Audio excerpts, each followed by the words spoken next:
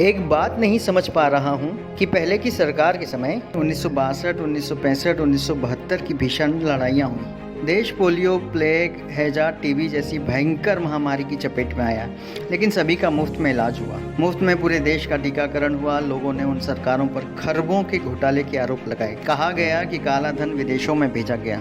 कथित भ्रष्टाचार की खूब चर्चा रही। बावजूद इसके देश में बहुत सारे सरकारी कारखाने व कंपनियां खड़ी हुई। सरकारी अस्पताल, सरकारी कॉलेज, सरकारी स्कूल बने। सरकारी नौकरियों में कोई कमी नहीं रही।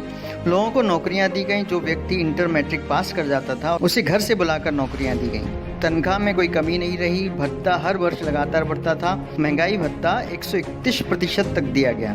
सबसे अधिक वेतन वृद्धि छठे वेतनमान में मिली। सरकारी कर्मचारियों को पेंशन दिया जाता था। देश की जीडीपी 10% से ऊपर थी।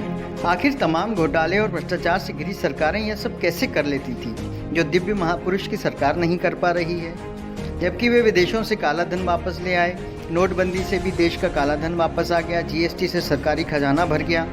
आपातकालीन परिस्थितियों के लिए रिजर्व बैंक में जमा पैसा निकाल लिया गया। फिर पता नहीं क्यों 18-18 घंटे काम करने वाले प्रधानमंत्री के सामने सरकारी संपत्तियां बिक गईं और दिव्य महापुरुष की सरकार नौकरियां, वेतन भत्ते, पेंशन नहीं देकर किसान, मजदूर और आम नागरिकों को सिर्फ टेंशन ही दे रही है। कोई युद्ध नहीं हुआ। जीडीपी माइनस में चल रही है। सभी की नौकरियां चली गईं। फिर भी साहब ने सभी एनजीओ, उद्योगपतियों और देश के नागरिकों से पीएम केयर फंड में पैसा जमा करवा लिया।